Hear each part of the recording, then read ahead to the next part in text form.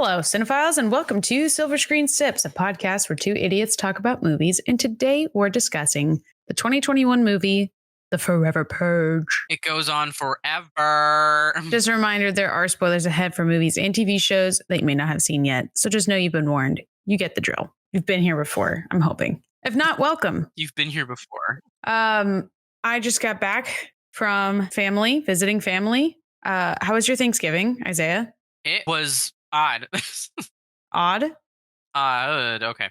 I visited. So my dad took me to visit a friend of his for Thanksgiving. So we spent it at his house. And some of his coworkers were there. And all of them they're insane. Oh, man. Sounds like a wild ride. Yeah, it was. We were outside. We were looking at one guy wanted to show off his guns. Another one had a machete in his car. Wow. Yeah. They were. Did you eat good food at least? Oh yeah, what do you call it? Love me some ham. Oh. Steak ham? No. I don't think like the big ham, like the big hams.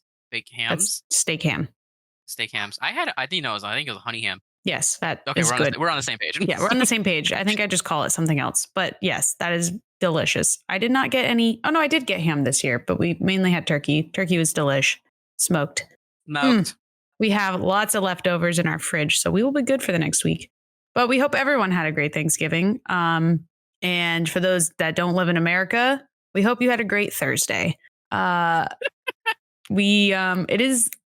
is the 26th, but this comes out December 4th. So Thanksgiving will be old news at this point. But hey, it's the holiday season and I'm excited. Anyways, so all of that and more out of the way.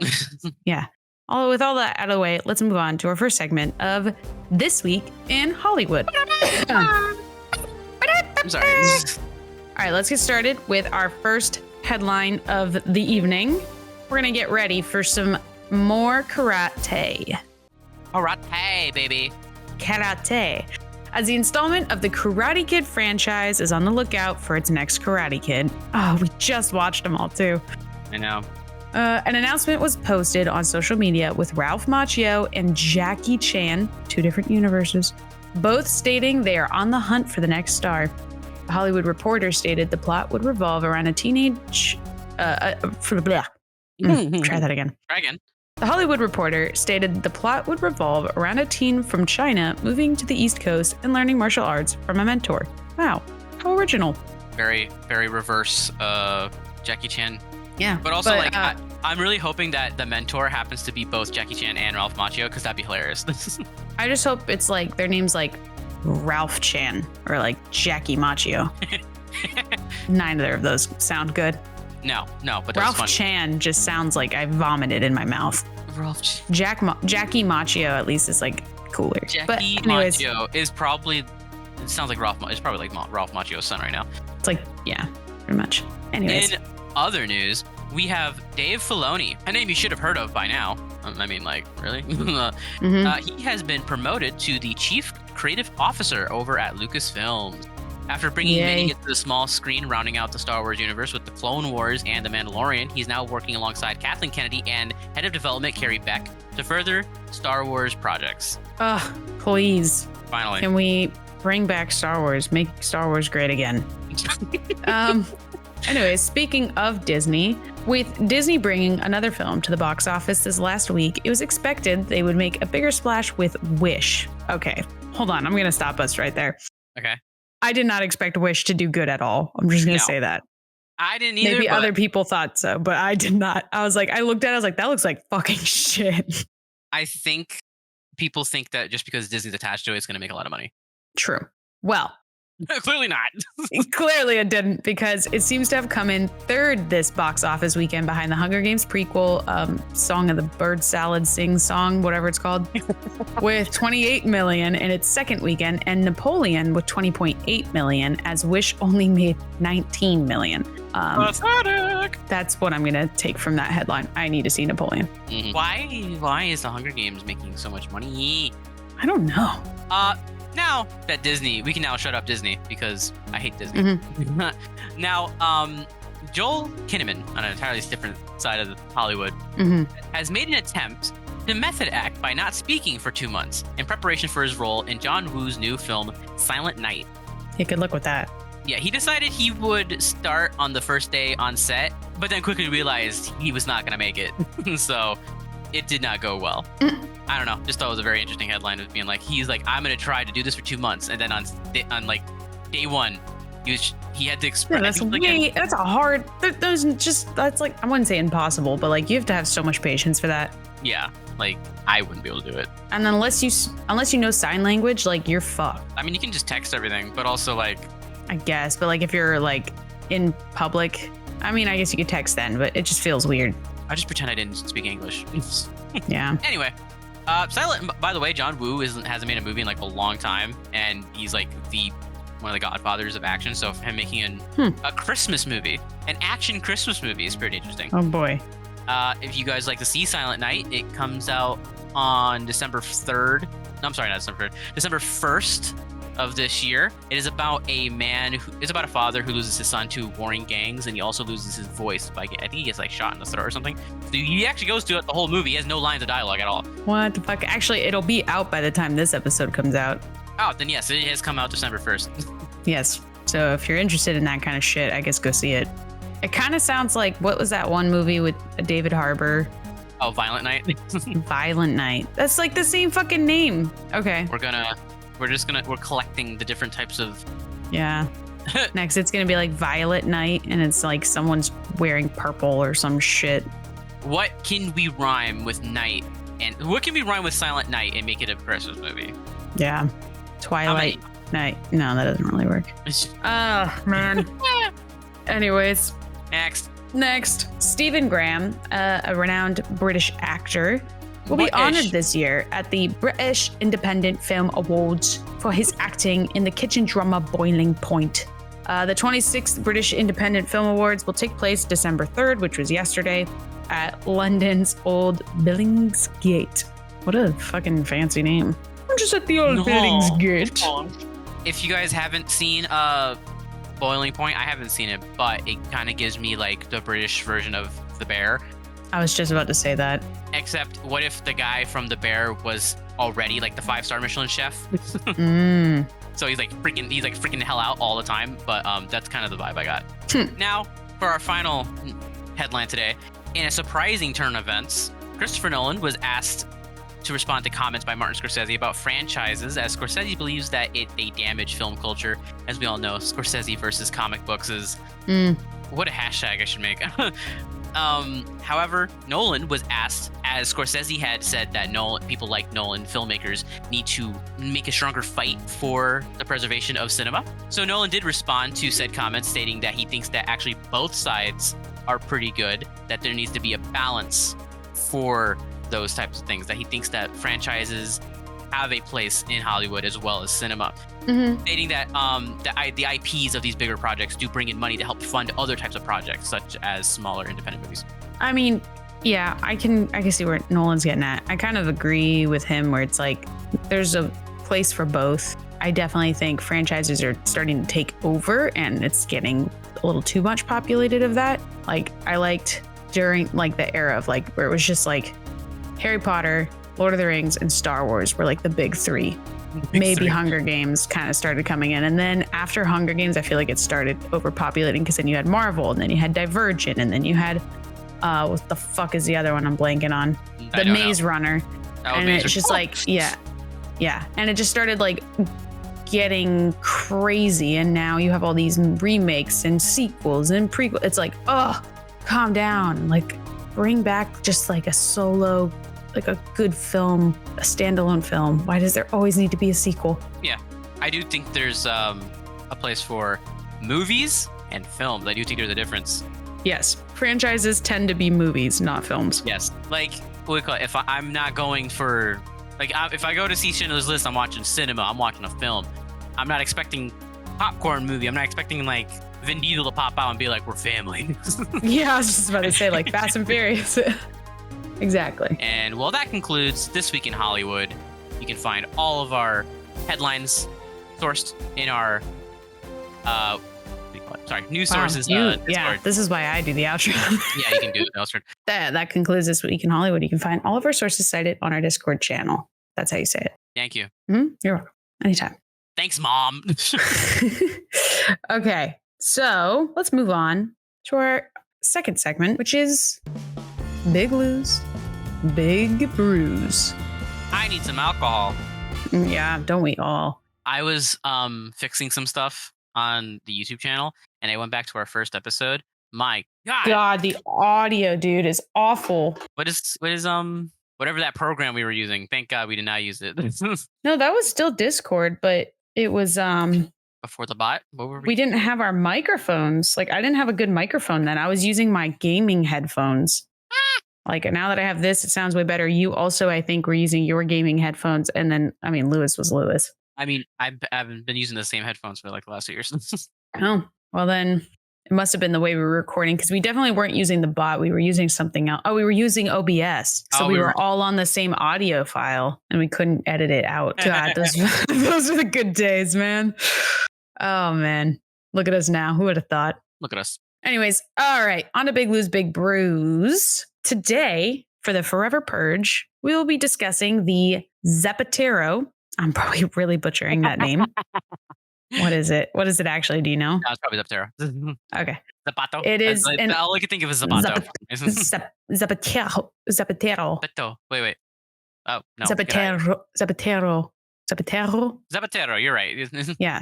Whatever. Before we embarrass ourselves anymore, it's an old-fashioned offshoot. So obviously, it is a cocktail to represent the protagonist and the other minorities fighting for their lives in the Forever Purge.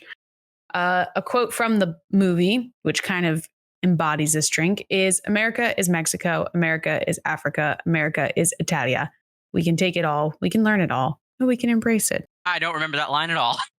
Adela says that to forget the guy's name. I'm going to tell you right now, I cannot tell you a single one of the guys' names except for Dylan because I fucking hate him. But we'll get to that. I can't tell you a single person's name. And Adela because it sounds like Adele. Okay, so this earthy, smoked, tinged take on the old-fashioned uses El Silencio, a mezcal made by a 9th generation mezcalero. Wow, this is tricky. I am so sorry to anyone listening to this. That's in a reasonably priced mezcal. El Silencio has a nice balance of minerality. Fuck you, Lewis. Is that a word? I don't think that's a word. It's a nice balance of minerals. There you go. Smoke and earthiness, making it a reliable choice for use in cocktails. By the way, before we go any further, we did get this off of a website. It is literally www.liquor.com. Yeah, so baby. that's our source. So other popular choices for similarly priced mezcals, which I've had mezcal before. It's a very smoky tequila. So other similarly priced ones of reputable quality include Banjes, Del Maguey Vida, and Union Uno Mezcal. Wow. He really chose the most I really feel super white. Lewis could do this so much more fluent and so much nicer sounding than me. I think he would have just had you do it anyway, just to listen to you trip up. Oh, God. He's probably listening to this right now and he's going to text me and be like, oh my God, you butchered it. Anyways, so while mezcal is the main spirit in this drink, it does get some bourbon for additional depth and those familiar old-fashioned notes of caramel, vanilla, oak, and spices. So Lake, who is the creator of this drink, uses Booker's bourbon in his recipe. And there's only a half ounce of the bourbon in the Zapatero. So buying a bottle wouldn't raise the overall cost of the drink by much, but a small volume like that also means that substituting another bourbon won't affect the quality overall. So here are your ingredients. We have 1.5 ounces of El Silencio mezcal. Nice. We have half an ounce of Booker's bourbon. Nice. 2 teaspoons of, I forget how to say this. We talked about this before. Orgeat? Was it orgeat? I think it's orgeat. That sounds right. I think it's orgeat. Orgeat. Google it. We literally had this exact argument one time. How orgeat. to pronounce orgeat? Yes, orgeat. 2 ounces of orgeat. 1 dash of Angostura bitters. 1 dash of Fee Brothers Aztec chocolate bitters. Ooh. And then for garnish, it is cinnamon freshly grated, cranberry, and an orange twist. Now, here's how to make it. You add the mezcal, the bourbon, and the orgeat, the Angostura bitters, and the Aztec chocolate bitters into a mixing glass with ice and stir until well chilled. Then you strain it into an old-fashioned glass over fresh ice, and then you garnish it with the cinnamon, cranberry, and the orange twist. And that is the Zapatero. Interesting. So what are we thinking? It is an old fashioned with tequila in it. Yes. And like chocolate bitters. There's a lot of different tastes going on right now. you got mezcal, bourbon, or like a tiki orgeat, and you got chocolate bitters, and you got regular bitters. You got cranberry, cinnamon, and orange. There's like so many different types of flavors in there. Yeah, I don't know about the orange and I guess orange and chocolate work. Yeah. Chocolate and cinnamon work. Yeah. But orange, chocolate, and cinnamon sounds weird to me. Orange, chocolate, cinnamon. Orange, chocolate, cinnamon. There's a like a candy that's that. It's I think it's orange flavored. Goo. It's gooey. Goo. Orange goo. It's like it's not a nougat. What the hell is it called? It's it kind of has the texture of caramel, but it's got orange flavor to it, and it's like wrapped in chocolate. It's like looks like a gumdrop, I think. Interesting. Okay, so what do you think of this so far then? I'd give it like a 3.5 out of 5 because I don't know. I think like a few of these things on their own and like or ingredient taken out or two would probably work. I think there's just a lot of flavors going on, and I don't know if they would mix well. Okay. But yeah, no, it's a 3.5 out of 5. I don't know if I'll like it because I feel like some of these things on their mixed together, minus an ingredient or somewhere, would probably work.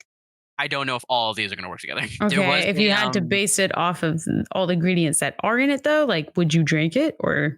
I would drink it. Would you have to alter it? I would. I have a feeling I have like an 80% chance of probably having to alter it. So that's why it's like a 3.5. Okay. It's what I think, and this is so I had a Celsius yesterday, and yes, it was a peach green tea or something like that. And when I drank it, I could it tasted like 4 different flavors like fighting in my mouth to take dominance. That's what I feel like this drink would do to me. So okay. That's so why. What about you? So you give it what do you give it a rating of again? 3.5 out of 5. 3.5. Okay. I'll probably like it, but we'll see. I think I'm gonna give it a 4 to. It's in between a 4 and a 4.5. I'm not entirely sure because while I'm not a huge tequila person, I don't mind mezcal. And you know what? I'm gonna give it a 4.5. Fuck it. We're balling today. I think yeah, I mean nothing about this sounds bad. I love bourbon. I love old fashions. One of my go-to drinks when I'm out or at home. Yeah, I say go for it. I'm all for it. All for it. I would like to make a reference to something I did yesterday, which I have some drinks here that are really, really good, and like I would love to drink them again. So I yesterday went to a Edgar Allan Poe speakeasy. Beth, are you live? Yes. Okay. No, I heard you. No, I was just listening. I thought you were going to continue. I'm sorry. there was like 3 seconds of silence. Like, oh crap, did we disconnect? Anyway, yeah, no, I went to an Edgar Allan Poe speakeasy. So they did some actors went on stage and they did an amazing job of reciting and doing their own interpretation of a few Edgar Allan Poe stories. And some of and after each set, they would give you a drink because it was obviously a speakeasy, so they give you a cocktail. And so they gave us a cocktail called the Pale Blue Eye, based off one of Edgar Allan Poe's poems.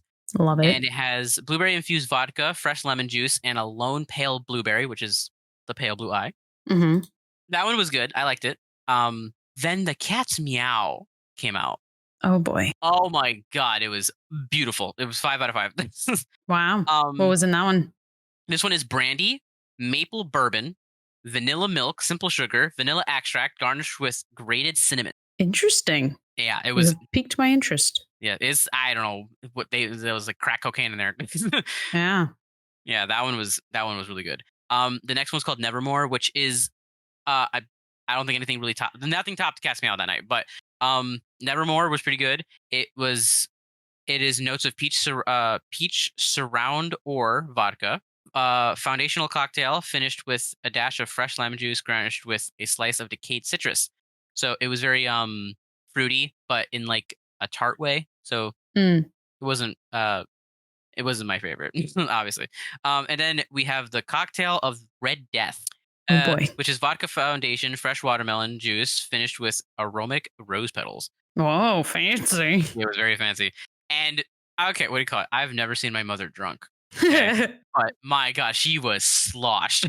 Oh yes. She was, what do you call, like, she had to hold on to me to when we were walking out, and she was the place we went to was called the Sabre Cinema in Fort Lauderdale, Florida, and they're playing like Monty Python and the Holy Grail next week. Mm-hmm.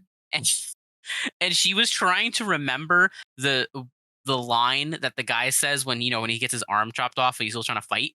Oh my god. So I said, "'Tis but a scratch," and I said it as a question. And for some reason, she thought that was the funniest thing on earth, and she was nonstop laughing for 15 minutes straight. Oh my god. This was just how drunk she was, and it was entertaining to see. That's amazing. I would have loved to have experienced that. Yeah, I was thinking of inviting you because I was like, "Oh, what do you call it? Just get on over here." But I was like, I don't know where she's at, and I thought you were already driving home. Oh yeah, no. Oh yeah, I was literally in town. Damn. Yeah, so I was like, that would have been fun. And I was like, I wonder if she's still here. And then I think you said something. You're like, "Oh yeah, I'm in town." I'm like, damn it. It's all good. Next time, do they do like different ones or something, or is it like always Edgar Allan Poe? This one, well, specifically, it's Edgar Allan Poe Speakeasy. They do like a tour, so they go around America. Oh, that's neat. Yeah, so they'll probably do it again next year. Nice. Maybe next year then. Maybe next year. Just a shout out to them. They were pretty good. If you live in Fort Lauderdale area or Florida and are willing to make a drive, go check it out. Sounds cool. Well, next time they're in town. But that is Big Lou's Big Brews. Thank you, Lewis, for your suggestion or for your drink, and thank you, Isaiah, for those fun little side ones. Right ones, yes. Now let's talk about our sponsor. Yes. We have just entered December, as of you listening to this episode. Woo-woo. So we'd like to take a moment to thank our sponsor of today's episode, which is Shaker and Spoon. It is a monthly subscription service that gives you bar quality recipes and ingredients designed by award-winning mixologists. Their latest box, Rum for the Holidays. We're in it. We're rumming. Mm-hmm. You sound so unimpressed. I'm intently listening. I'm sorry. It features, you guessed it, amazing rum cocktail recipes. Get you in the holiday spirit. If you'd like your very own box to drink along with us, you can head over to shakerandspoon.com and use our promo code SIPS10 to get $10 off your first subscription. Again, that's promo code SIPS10 to get $10 off. And you could be rumming it up with us for the holidays. Yeah, rum with it. I was supposed to be like get dumb with it, but that's not even a phrase to begin with. So if I drink while listening to Christmas in Hollis, is that rum DMC? Nice. Anyways, if I listen to Rihanna, is that rumbrella? I'll see myself out. This guy stinks. No, brother. Okay, let's move on to Beth's question of the day. Okay, so nothing will top our last episode's question of the Purge playlist, unfortunately. That was a great question, and it wasn't even mine. But I have a follow-up. Okay. Now that it's not really a follow-up at all. I don't know why I used that term. But throughout the series, right, this is our last episode for the season. Thank God. Well, until next year. Is there another one coming out? The sixth one coming out now. Oh, God. Anyways, throughout the series, we see many different characters facing the purge in different settings, right? We had the apartments from like the first episode, the first movie and the second one. And then we had like the rich person's house. And then we had like underground. And then we had a farm. And then we had a sanctuary thing. So with all that being said, my question is, what place would you stay for the purge to feel the safest? And it can't be like some made up place like, oh, it'd be this fortified base with high walls and gates around every corner. The bunker from Zombie Gunship.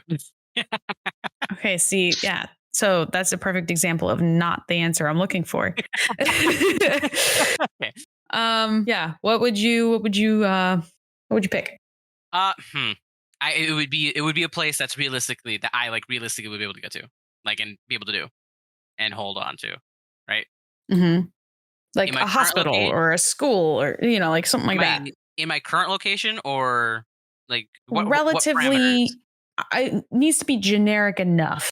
Generic. You can't just be like, oh, there's a building across the street that has this, this, and this. Because first off, doxing. Second off, no, really, it's just the doxing thing. So just say like hospital or school or police department or whatever. I don't know. And why? Like, what is it about that place that would make you feel the safest? You sound like a Minecraft villager. Huh. I don't know. I can't. I just other than hunkering down in my own house, can't really think of another place where I'd go where I'd be like, yeah, I gotta. This is my zone. This is my place. No, I generally can't think of a place that I can hunker down without getting out of pocket and being like, yeah, I'm taking over this insane place. Well, let's say you're armed too. It's not just like you're sitting there on your hands and feet. My hands and feet. What's the phrase? Hands and knees.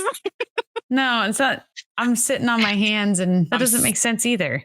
I'm sitting on my hands, I'm not. That means I'm not. Yeah, I'm just sitting with my hands up my ass. No, that's not the phrase. Thumb up my ass. What's the phrase I'm thinking of? Get your thumb out of your. I'm sitting my thumb on my ass. Sitting with my hands in my pockets. I don't know. There's a phrase. I'm twirling around it. Going through some colloquialisms there. Yeah. Hands. I'm sitting on my hands. Whatever. I generally don't know. I think I would find some type of industrial place to hold up in. Like a warehouse? Maybe get a boat. Maybe go rob a boat. Oh, a boat's a good idea. And then just go out in the ocean. Yeah, just go out in the ocean. I'll just wait it out. I don't like the water, but I also don't like getting shot. I like getting shot less. So I'll head out in the water maybe. I'll go rob a boat. There's some boats nearby. That's not a bad idea. What I'll do is steal a yacht. I feel like that would get more attention. What, stealing a yacht? Yeah. Not if you're sneaky about it. But also you would have to the rich people would probably have a compound. I would just I'm going to piggyback off your idea. I don't know if it would be what I would do, but to help further yours, maybe get a small fishing boat. That's something that doesn't draw attention, and just go out into the ocean and then just turn off all the lights and just chill out there. Yeah, that's the idea when I said to get a boat. So yeah, I think or a submarine. No, that's too much. Ocean. Let me go grab the Ocean Gate submarine real quick. Oh no! Yikes! Purge would not be the thing to kill you that night. No. And I wouldn't be able to sue anybody. Yeah. Let's see. Because we know the church was a bad idea. Yeah. No. School's a bad idea. Maybe any place having to have a place where you have people stand outside guarding your door has so far in the Purge universe not worked a single time. Yeah. That leads me into another question. Obviously, when the Purge is happening, ambulances, police, and all that stuff can't be called out. So the people in the hospital already, do they just stay there overnight and help the people that are already in the hospital? Oh, you mean I didn't get out in time. Someone, let's say you had a heart attack and you're in the hospital overnight for monitoring, and then that night happens to be the Purge night. Do they take care of you while you're there? Do the people does a doctor have to stay at the hospital for a night shift during Purge night? Could you imagine? I mean, I'm on call during Purge night. Yeah. They never really address the hospitals during all that. They talk about police, obviously, but police, it makes sense. It's okay, police just don't go out, but it's hospitals are a running thing. Do they just not? What if you go into labor like that one woman did at the end of the movie? Thank God it was at the end. But what if you go into labor during that or have a heart attack? That just sucks. I think it's just you are screwed, and it is what it is now. I guess just don't have sex 9 months prior to the Purge, and you'll be fine. You really gotta think. You gotta really plan ahead. Okay, boat seems like a solid plan, though. Yeah, the boat is my idea. I'm just gonna go steal a boat. Yeah, That's a good one. when I'm not committing arson. Oh God. Yeah. Right. Okay. Well, thank you for answering my question. It was very simple. What was your question? I mean, what was your answer? I don't know. I kind of like the boat idea. Can I Are you just go on the stealing my boat with you? stealing my boat? All Yeah. Whoever gets to it first. right, so I guess we're both jumping on a boat. Yeah. Why not? We can take shifts. Okay. Yeah. Thank you for answering my question. Do you Say what? do you have any? I will be okay. I will honestly be shocked if you have any facts for this movie. You would be right. I am running real low. Oh yes. I mean, not good, but Not good. No, I'm glad I was right. I think I have 2. Oh wow. It's yeah. No, it's pretty bad. Okay, well we'll get into some facts. All like 2 of them. Okay. Now this movie, okay, Mm-hmm. is a movie. Now the one of the first facts I got here is that Jason Blum had during the pandemic. This is one of the movies that was unfortunately, what do you call it, delayed because of the pandemic. So unfortunately, maybe it should have been delayed indefinitely, but Mm-hmm. so this is one of the. I think this is one of those movies that. Oh no, it wasn't. Sorry, I thought that there was a time where movies HBO decided to release movies like a month. There was a little backstory. I'll give you a fact that's not related to the Purge. At least you get some facts. So back during the pandemic, when movies came out on Warner Brothers, when Warner Brothers made a movie and it came out in theaters, there was a deal that for a year they would come out at the same time. Yeah. Right. So when the movie came out in theaters, it would also come out the same day on HBO. And everybody kind of agreed this is kind of how they're gonna have to do it for the pandemic and stuff like that. And they said it would only last a year. And then after the year, they said they would give it I think they would have movie theaters would give like 2 months exclusivity before they would release again on HBO. And that was like another year contract that they were going to do for all their movies. And I'm pretty sure that's what ended up. That's what everybody kind of made money. So they were like, because obviously the theaters were like, "Yo, we need a piece of the pie. We have our deals, and you can't just be like, we're not going to release them." Which is what happened with Universal when Universal said during the pandemic, "Yeah, we're not going to release the movies in theaters. We're going to cancel that, and we're going to straight up just release them on streaming services." This is before Paramount Plus and all that kind of stuff. So, and Universal they don't have one. They didn't have Peacock or whatever at the time. So they just said, we're just going to make deals with with streaming services and just give it to them, canceling the contracts with the theaters. And so the theaters were like real pissed off. So if you remember, if there was one moment where the CEO at the time of AMC said, we're not going to show any Universal movies in our theaters anymore because he was so pissed off. Drama. that they did that. Yeah, so he was like, we're not going to show any Universal movies. And then the board of directors at AMC was like, hey, whoa, we can't do that. That's a lot of money. They have Fast and Furious. We need Fast and Furious to make a lot of money. Oh my God. And so they then like a tandem deal was made like 3 weeks later. But and so then, they came back. Wow. Which I think was I didn't know any of that. Yeah, good old 2020 drama during COVID. There was gotta so many love things on. However, the Purge, this movie came out. The Forever Purge grossed only $44 million, $32 million in other territories. Worldwide total of $77 million. So it did not do a lot. No, it was released. Granted, it was during not during COVID. It kind of was during COVID. So it was 2021. It was July 2nd, 2021. It definitely felt the effects. Somehow it still made money though. It had a budget of $18 million and made $77 million. Okay. So they still made money. Shocking. I know, shocking. Now, filming took place in downtown Pomona, California, on a block of storefronts transformed to fictional businesses, including the tavern and a gun store. Next week, filming took the theater of the American Legion in Ontario. So they went from Pomona all the way to Ontario. Jeez. Which is funny. It's not Ontario, Canada. It's Ontario, California. Oh, okay. I mean Ontario? Ontario? Oh, that's how I always have said it. Damn, your pronunciations all day. Anyway, filming actually wrapped in February 2020. So yeah, it was very right there in the middle of it. Yeah.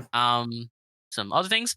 Jason Blum teased during the promotion for the movie that he was in talks with Sylvester Stallone. No. To be in the movie. No. He was teasing that as like hey guys, the next project's coming up. You should keep an eye out. I'm talking Sylvester Stallone. God. I don't Okay. know. Like, just thinking about it, you could technically say that. He could have shot him an email and said, "Yeah, I'm talking Sylvester Stallone about being in the movie," and technically that'd still be true. Yeah. Technically. Technically, yeah. Jesus. Yeah. So that is to all my facts. Wow. Incredible. I can't believe I found that much, to be honest with you. I mean, I feel like with newer films, it's harder too. And with shitty films, it's hard to come up with good facts, So I don't blame you. I will give you credit where credit's due. And that is very little, but it is something. Thanks. I'm glad. Thank you. Yeah, no, there was. Yeah, of course. There was absolutely nothing on this film. Oh, you can probably slip this in here too. There is a sixth movie happening. This was technically supposed to be the final installment of the franchise. Should have been. Yeah, it was. It really should have. It was supposed to be the final one. Producer Jason Blum, however, stated in June 2021 that he intends to make more Purge films and that he's working on convincing James DeMonaco to continue the story. DeMonaco confirmed that the concept of a sixth film to focus on Frank Grillo's character Leo Barnes from Anarchy Election Year and to incorporate a worldwide purge, a concept developed for a potential third season for the Purge television series that was scrapped. So I forgot there's a show too. Yeah. Yeah, I'm not watching that.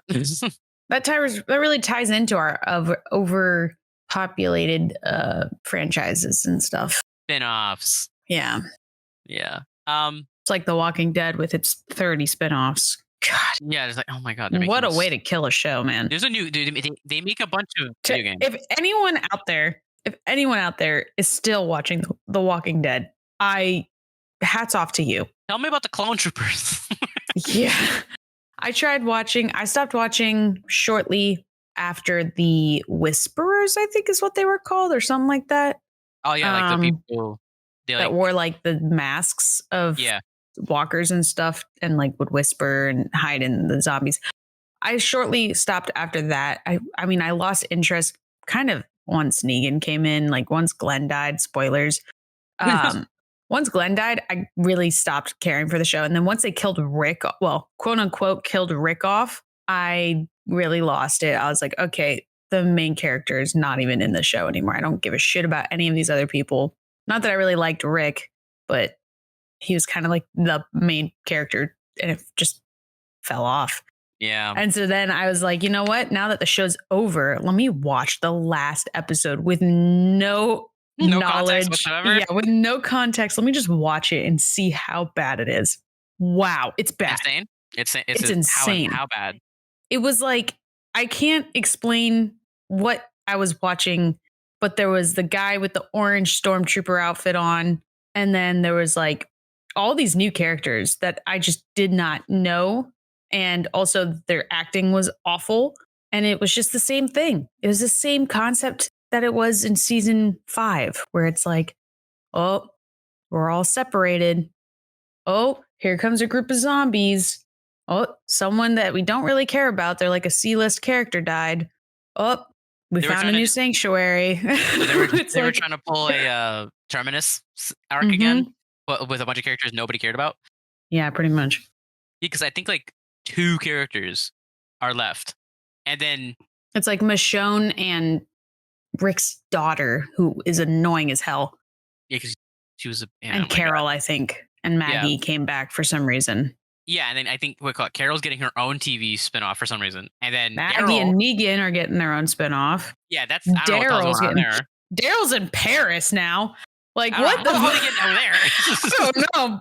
His fucking motorcycle and everything made it over. Anyways, that's a whole side tangent. I could talk about that forever, but back to the show. What were we talking about? We were about to start the Purge. Oh yeah, let's talk about the Forever Purge. Let me give you a synopsis. Yeah, what a movie! Go for it. It's the Purge once again. They nixed everything about the last movie I saw in one sentence by saying that the NFFA is back, so the Purge is started again. Somehow the Purge returned.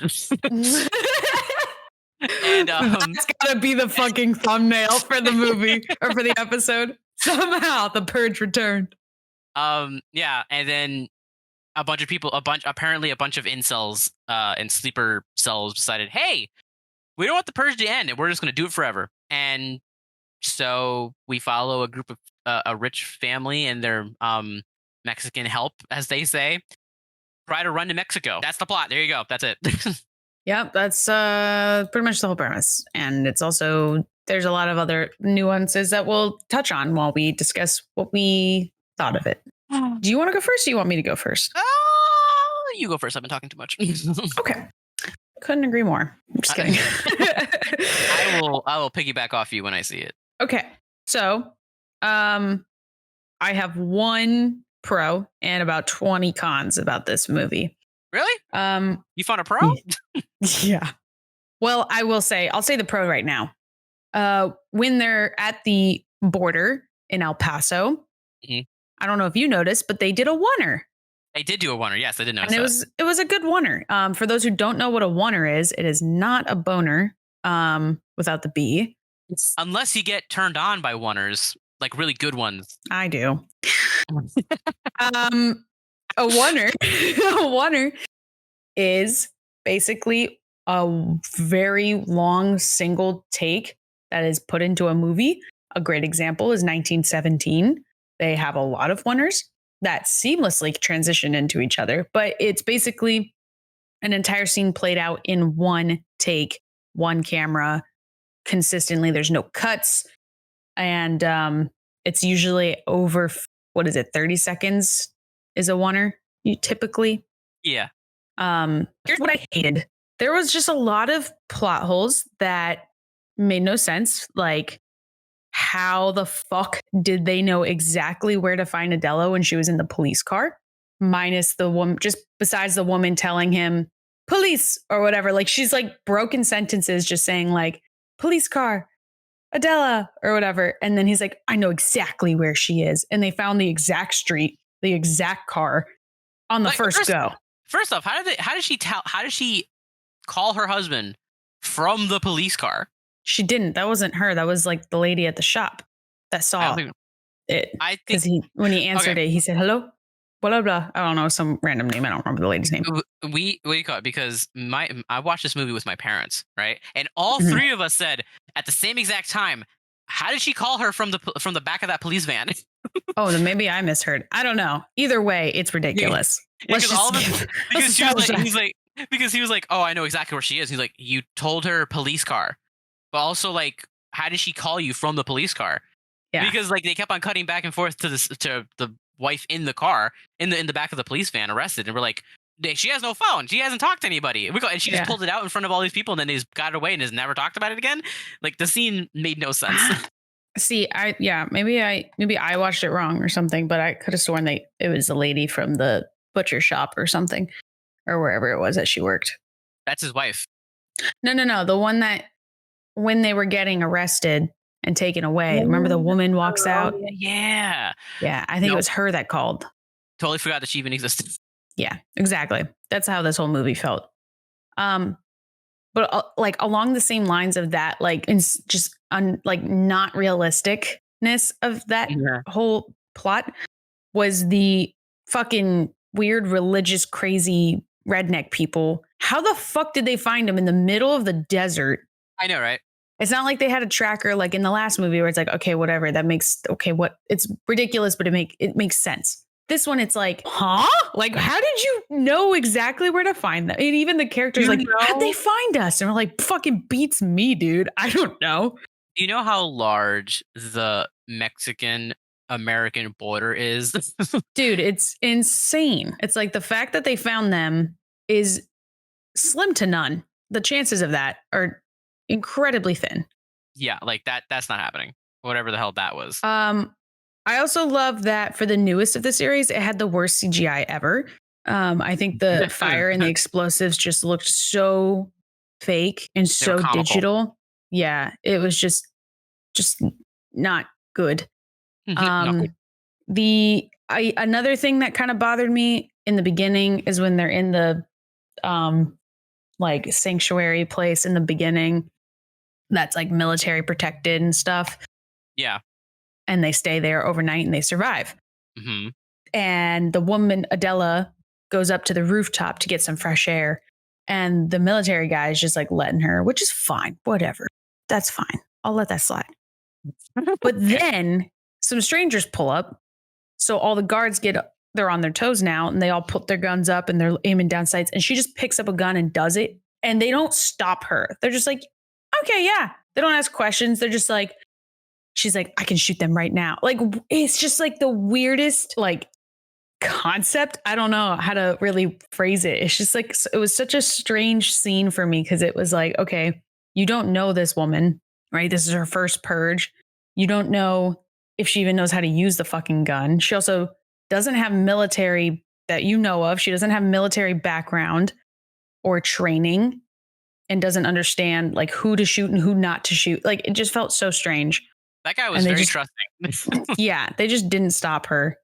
And then also love that they do this like what happens in Mexico stays in Mexico idea that they seem to do with every Hispanic character in this entire series. Like they did it with whatever his name was, Marco or something from the other movie, where they're just like, how'd you learn all this? And they're always like, I grew up in Mexico or whatever. And you're like, what? Like that doesn't, that's not a reason. Like the reason, yeah, like my dad was like, what? How does she know how to hold guns and fight like that? Mm-hmm. And then someone eventually asked that question, and then she was like, yeah, that she used to be a part of a group that would fight the cartels. I was like, cool. That raises the other question. Who taught you to fight like that? Yeah.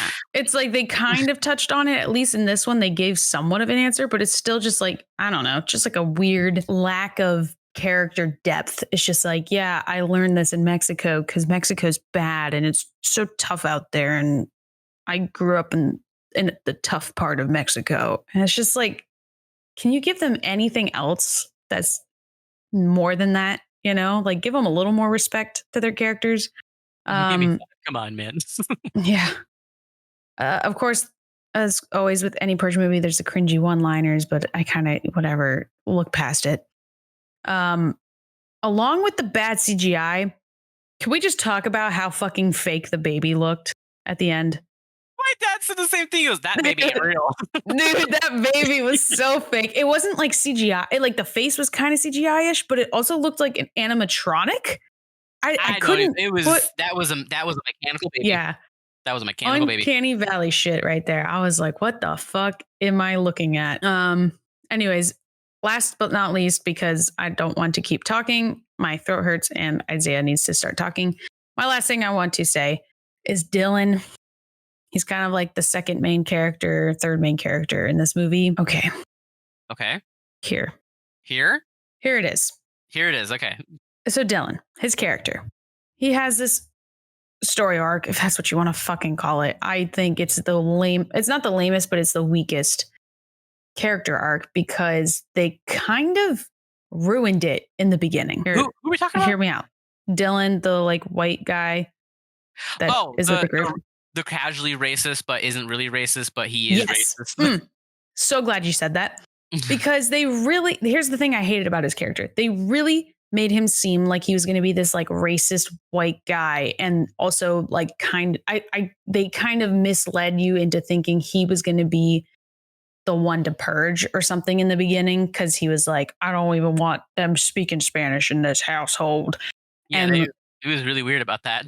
But then they just flip him on a dime. And without like any explanation, he's just like, oh, I'm not a racist. I just think we need to stick to our own kind. And it's like, wait, but you also just said I'm so confused. Like, I feel like they wanted to use your character as a bad guy, but then I'm like, fuck, now we don't have anyone to team up with these guys. Let's switch him over to the good side and just give him this shitty explanation. Yeah, no, I agree. I don't know what the hell they were thinking because they were attempting to do something with him and then it just fell flat on his face. Yeah. And it was like, there was like no like backstory or anything as to why he thought that way. Because the dad was like, I tried to raise him the right way. And obviously none of the rest of them are like that. So it's like, okay, can we get some explanation as to why he feels this way? Maybe other than just feeling it. Specifically is racist. Yeah. But I digress. So 1.5 stars out of 5 for me. I could talk forever about how bad this movie was. And I would give it a lower rating, but I've seen worse movies. This one had a story, at least. Yeah.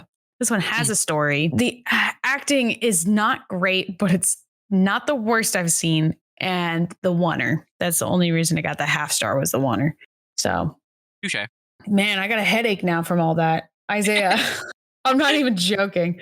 Isaiah, what do you got? What Okay. did you think? I Besides ditto. Besides Ditto, yes. I am kind of pissed off that they kind of nixed the entirety of the last movie with like one Oh, sentence. yeah. That bothered me too. I was like, okay, so all of that was for nothing. Got it. Yeah, like the whole last movie was for nothing because they literally talk about how like in the opening montage with I think like the second sentence goes and it's like a news montage and it's like, oh, the NFFA is back into power. It's like, how did that happen? Yeah. Oh, the purge is back. Oh, like okay, we just got rid of all Yeah. that. Okay, I just didn't realize that it was so easy just to sway Congress to do that. Okay. Yeah, but exactly. but yeah, so 4 years of no purge, but we brought it back. So that was crazy. And then now my main thing is they have this whole main thing. The first like 15 minutes of this movie, right, is about how about people sneaking into America and living the American dream. Mm-hmm. In this universe, there is okay, so the purge exists, right? And the entire point of the purge, and everybody kind of agrees, everybody kind of knows, like even if the government themselves is kind of like, yeah, we kind of do it because we need to, like that's what the whole point of it is. But then like Mhm. everybody's like, it's one of those things like, oh, we all know what the true nature of it is, but just because they kind of like flimsily like, you're not right, but you're not wrong, Yeah. But then like just the actual truth that everybody already knows is like an open secret. Minorities don't have it good in America. In fact, there's one day of the year where a bunch of white supremacist groups that are just like openly racist about it go and kill you. Yeah, I also was like, why would you want to go like in this universe, why would you want to go to America when they're doing this horrible like event? Yeah. Now, Like like their that their just does not make explanation, sense. yeah, their explanation was they escaped cartels. That makes that would still make sense if the cartels are still exist in this universe, right? They Mhm. would want to escape the cartels. Yeah, America the would not cartels be every the day. yeah, but the America would not be the one place I would go to. I would assume Canada would be the place that people would be escaping to.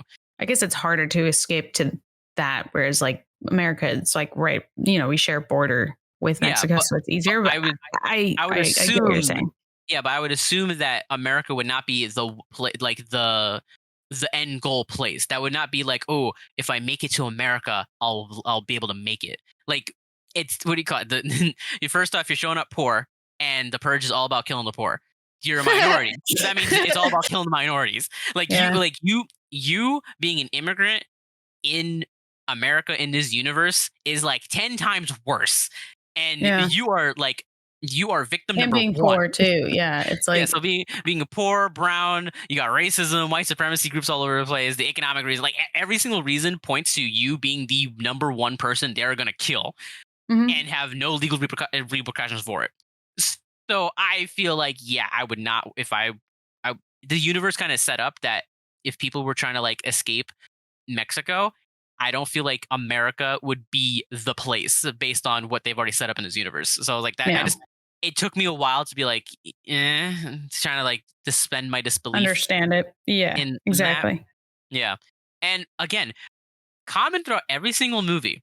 Why is everybody just open and like doing things like hours before the purge starts? I don't understand either. Like they got in that bus, like it was getting dark. You They know, got in when got like in. the sirens were going Yeah, like off. they're like, oh, they literally walked in and it was like, all right, close the door, and like 30 seconds later the siren was going off. Like, why would you be waiting that long? Yeah. I would be in that building 9 a.m. Especially like knowing that people are probably outside getting ready for it. Like they'll see that bus. That bus is a sore, like sticks out like a sore thumb. Like they could just follow you back to the sanctuary and then kill everyone. Yeah, like I mean, I know it's guarded, but it's been shown in this series that guarded doesn't mean shit anymore. no, especially people outside. Like this is the only time that people guarding things outside, someone actually survived, but they were on the roof, so it didn't count because they were not outside the door. Because every single time someone was standing outside of like the place that was supposed to be guarded, they died. Yeah, they also weren't attacked in that instance too. So yeah, because the whole point of this movie is that it happens after the purge, and they want to keep on going. Mhm. Now this movie literally reuses jump scares from the past movie. from the past movies, and they're all still bad. Yeah, this movie did not once get me. No, that was so stupid. And then, all right, now let me just paint the scenario for you. It's the day after the purge, right? People are doing purge cleanup and all that kind of stuff. You find a goat in a cage outside. Why would you assume that it is not a trap? Like if I go outside, right, and I see a goat in a cage, I'm going to assume, that looks like a trap. Fishy. Yeah, that's fishy. That seems like a trap that's left over from the purge from last night. That was literally less than a few hours ago. Yeah. I'm not gonna go touch it, let alone let the goat out. I think that that was like it's such a stupid decision to make of being like, yeah, like there's no common sense of like, the purge might be over, but also that is still a trap. It could still probably kill me. I totally agree. Yeah. But also like then the cops show up, right? And they're like, what do you call it? The purge is over. What's wrong with you guys? Yeah, I'm sure the black dude who owns the business, so I know you guys know him, and the Hispanic lady who are dressed in regular civilian clothes, I'm sure they're the ones purging and not the two not the guys in bunny masks. Yeah, like I'm sure we need to arrest you guys because you're purging after the purge. Like, no, you don't think they're like, we're defending ourselves. You didn't think it was the two dudes dressed like purgers on the floor. Yeah. Oh my God, you're so right. I didn't even think about that. That's so true. Oh, okay. Yeah, so the murder bunny mask did not give it away, apparently. Now the military, right? They suck in this movie. They do. The martial. Okay, so they declare martial law. They're trying to get. So the family's trying to get to the border, and now the people. The I don't know what were they called? The people who were like who wanted the purge to continue. The Forever Purgers. I don't know. The Purge Forever Afters, whatever you want to call them. Which was first off stupidest thing I've ever heard. Purge Forever After, like that. Oh my God. Anyway, so the leader of this little sect they got going on here, right? The dude who gets his wife killed and then he has to go hunt down these people because we need a villain. We don't need just the fact that the purge is happening. No, we need a specific villain to chase them down for some damn reason. You're telling me that the military is all over the place. There's gunfire everywhere. There's just shootouts going on left and right. They decide this little group of people are just going to camp a random alleyway and just wait for somebody to show up just to like, hey, shoot that brown person. Like, what was their plan there? No like, why idea. were you guys just hanging out in this hallway? Like, were you just waiting for somebody? Like, it just didn't make any sense. Like, the military's everywhere, and they're just going to camp this corner purely and for plot. Yeah, like, and just to get that plot started. I was like, what the hell? Also, something I've noticed in these movies, someone always yells, "We need backup," and for some reason, everybody just knows where the backup needs to go. So true. Like the sect guy, right? He yells, "I need backup." Doesn't say anywhere where he is. Nobody knows where the hell this man is because obviously, unless he told them ahead of time, "Hey guys, we're gonna camp this random alleyway. I'll be here if I need backup. Just show up." Like isn't stupid. But I guess the movie just would have ended too quickly if there was no like specific villain that showed up. Follow up with it. Yeah. But this, they also like to set up characters and then make them completely useless. So yeah, would not put it past them. Yeah. So the plot of this movie is really stupid. Now, when they reach the El Paso part, and they do the Wonder thing, there was a moment that me and my dad both agreed this would make. He asked me, "Is there a video game based off of this?" And I did think that like a lot of these movies kind of work like video games. Yeah. And I think as a video game, it probably would work. Like I think like a Purge video game, like as that concept would work. GTA. Because, yeah, well, because the way the movies work is kind of like more of a concept setup, right? Like the setup for the things that are happening here. Like, oh, what do you call it? If you were to give me the movie plot, like if you give me a paragraph long plot line of this movie, right? I would say that's a good log line for a video game, right? Because you would be like, oh, okay, so these are your characters. The character, you have to choose which character, right? And you have to survive. This is like the starting initiational situation, whatever. And then you have to survive going through El Paso. The missions would take place in these city areas you're trying to get through. You know, it would make sense. Yeah. And I like that. I like that concept, and especially the Wonder kind of like sold me on that of being like, if this was a video game, I'd probably play it. Would it be a good video game? I don't know. That's debatable. Yeah. But the plot for the specific movie is very stupid and is unnecessary. And let me give you why. They could have had the same exact movie and still kept the fact that the last one happened. Because at the end of election year, the the news article, but I don't know, these movies are really obsessed with just giving you information, exposition through news for some reason. There was a news anchor talking about how people wanted the purge back. Like they were mad at the person who won was going to get rid of the purge, right? And that they were responding violently. They could have just picked up right there and been like, well, if you're going to take away our purge, we're going to have a forever purge. And then they have the same exact movie and not nix out the fact that the last movie happened. But no, they decided that they were going to skip ahead 4 years and nix the entire plot of the last one, have the NFFA back for some reason, and still exist in some capacity that it just doesn't make any sense. Can get involved. Yeah. Yeah, like it really like it was so loose on how they were going to make this plot, and they realized they were not going to get Frank Grillo back for this one. That is said, we're going to nix the fact that he exists. Yeah, pretty much. Yeah. So, and due to all those reasons, I gave it a 1.5. Oh, look at that, twinsies. Twinning. Well, but yeah, this is ending so bad on a banger of a movie. You can say that. Yeah. Should we make a tier list of these movies now that we're done with this godforsaken series? Yes. I feel like this will be a very quick all C tier. How's that sound?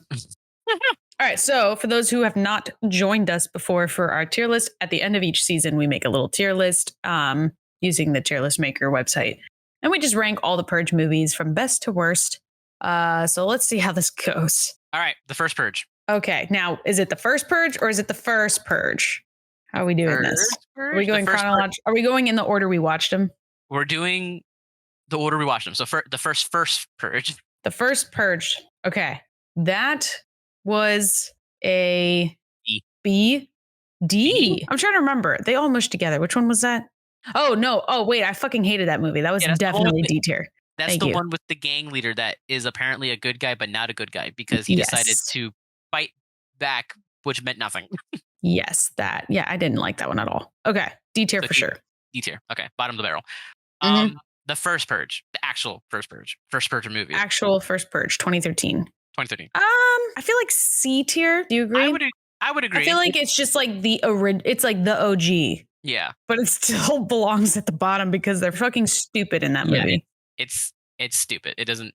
Yeah. The characters are dumb, and if you have movies with dumb characters, you can have a dumb movie. Yeah, I couldn't agree more. All right. The Purge Anarchy. Okay. I didn't mind this one too much. So maybe like B tier. I agree. I didn't hate it. I don't think it's good. I think there's a better movie. That's the first movie with Frank Grillo in it, right? Yes. And Frank Grillo is literally the saving grace of this movie. Yeah. Okay. I would give that. Yeah. Okay. B tier for sure. B tier. Okay. Election year. A, I guess. It's either A or B. I feel like it's tied at B, but I'll give it to A because I know you liked it the most. Yeah, because I don't think anything belongs in S tier. I'll say that now. No, nothing belongs here. Okay. There is, you know what? There has to be something between A and S. There does? Because like we call it the fact that A is there makes no sense.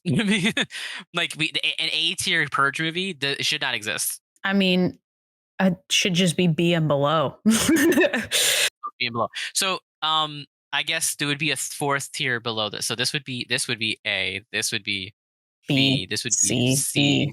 And E. Garbage. Or dog water. Dog water. There you go. Dog water. Okay, so our tiering is going to be A, best, B, C, D, and then dog water. Okay, we got two more.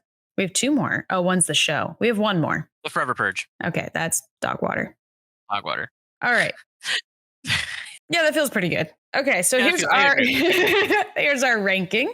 Starting at number 1 in first place, we have election year, the Purge election year. Then in number 2, we have the Purge Anarchy. Then in number 3, we have the Purge, the OG Purge, 2013 Purge. In fourth place, we have the first Purge. And then in dog water, which is bottom of the barrel, we have the Forever Purge. Yeah. That's our ranking. Yeah, I agree with you.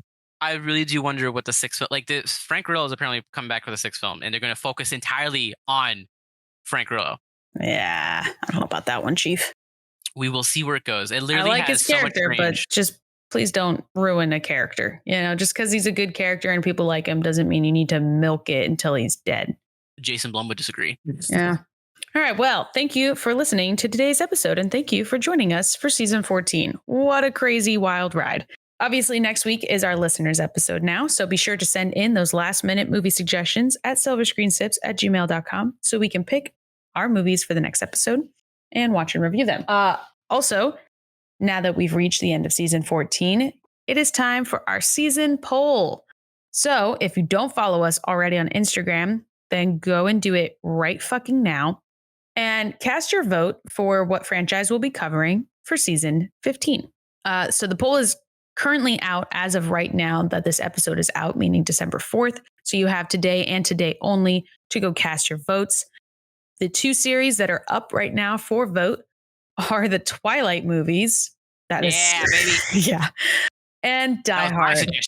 Yeah, that was Isaiah's. And I chose Die Hard because it's Christmas time. And what's more Christmas than Die Hard? Go cast your votes now. And we will see you all next week in our listeners episode with some awesome or not so awesome movies suggested by you guys. Thanks for watching. Bye. Bye.